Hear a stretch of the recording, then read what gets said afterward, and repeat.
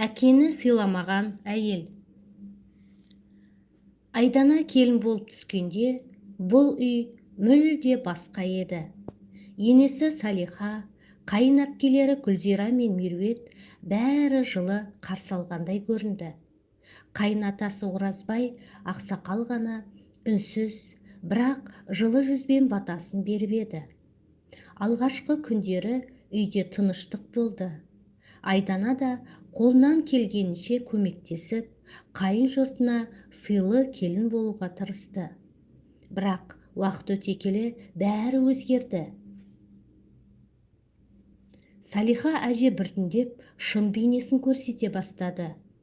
Күйеуі Оразбай ақсақалға күнде жекіріп сөйлейтінді шығарды. Қартайғанда төрге шыққысы келеді екен. Осы күнге дейін не істеп едің? Бар да сарайға жат, деп даусын көтеретін. Айдана мұндай сөздерді алғаш естігенде таңырқап, жан дүниесі қиналды. Алайда Оразбай ата үндемейтін. Көзінде бір ғана мұң тұратын. Күндердің күнінде Салиха әже шынымен де сарай бос тұр, барып сонда ұйықта, деді. Ақсақал үндемей бұрылып, ескі киімін алып сарайға беттеді.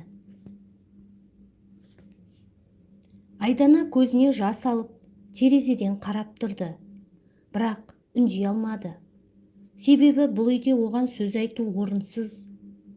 Қайын әпкелері Гүлзира мен Меруерт күнде бір-бірімен ұрысып, үйдің берекесін кетіретін. Бірінің айтқанына бірі көнбей, шаңырақтың тыныштығын бұзатын. Ал Айдана солардың арасында өзін бөтен сезіне берді. Күндер өте келе үйдің іші тіпті салқын тарта бастады. Екі әпкесі де тұрмысқа шықты. Бірақ бақыт таппады. Гүлзира баласымен ажырасып келді. Меруерт болса күйеуінің үйінде күн көре алмай жалғыз қайтты. Екеуі де ашулы, өкпелі, бойларынан мейірім кетіп қалғандай. Сол кезде Айдана шын ұққан еді. Бұл үйде әкені сыйламаған әйелдер өз бақытында таба алмайды екен. Оразбай ата болса сол күйі сарайда тұрып жатты. Арасында мүлде жоғалып кетіп, далада түнейтінде болған. Бір күні Айдана шыдай алмай, «Әке, сізге бұл үйде орын жоқ па сонша?» деп көзіне жас алып сұрады.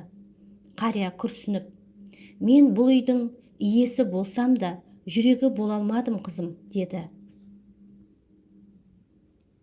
Күндер өте берді. Оразбай ақсақал сарайда күнелтіп жүрді. Таң ата сыртқа отын жарып, сиырдың суын беріп, қораны тазалайды. Тек кешке ғана үйге кіріп, бір кесе шай ішіп, қайта шығады. Үйдің ішінде оған орын жоқ еді. Айдана болса іштей тұншығып жүрді. Күйеуі Саян, анасының сөзінен аса алмайтын жұмсақ мінезді жігіт еді. Әкемді үйге кіргізейік десе, анасы шу шығаратын. Енемнен жаман боларсың деп келіне тіл тигізетін. Күндердің күнінде үлкен әпкесі Гүлзира баласымен төркініне көшіп келді.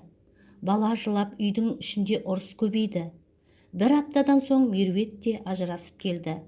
Ол тіпті ашу үстінде. «Еркек атаулыға сенім жоқ», деп айқайлады. Салиха ене болса, әлі де өз айтқанынан қайтпай, бұрынғыдай үкім жүргізіп жүрді. Екі қызы да оның мінезін қайталап, ешкімге бағынбай, өз айтқандарын ғана дұрыс санайтын болды. Үйдегі тыныштық жоғалған. Айдана бір кеште Оразбай атаға тамақ апарған кезде қарияның жүзі әдеттегіден бетер жүдеп тұрғанын байқады. Үстіндегі шапаны жыртылған, аяқ киімі су сіңіріп алған екен. «Әке, бұлай жүре беруге болмайды.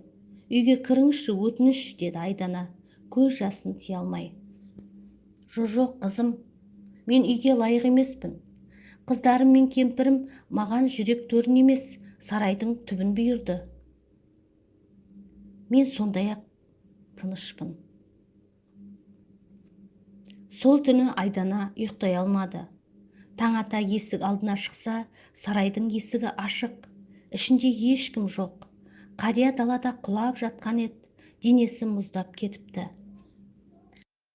Оразбай атаның жаназасына ауыл адамдары көп жиналды. Барлығы оның сабырлы, жуас адам болғанын айтып жатты. Бірақ ешкім оның соңғы күндеріндегі жалғыздығын білмейтін еді. Сол күннен кейін Айдана түбегейлі өзгерді. Бұл үйге шын жүрекпен сыймағанын, енді бұл отбасыда өзінің де орны жоғын түсінді. Баласын қолына алып, күйеуінен рұқсат сұрап кетіп қалды. Кетерінде тек бір хат қалдырды. Әкені сыйламаған үй құлауға таяу. Мен балама ондай тағдыр тілемеймін. Сіздер бір кездері бәрін жоғалтқандарыңызды енді ғана ұғарсыздар.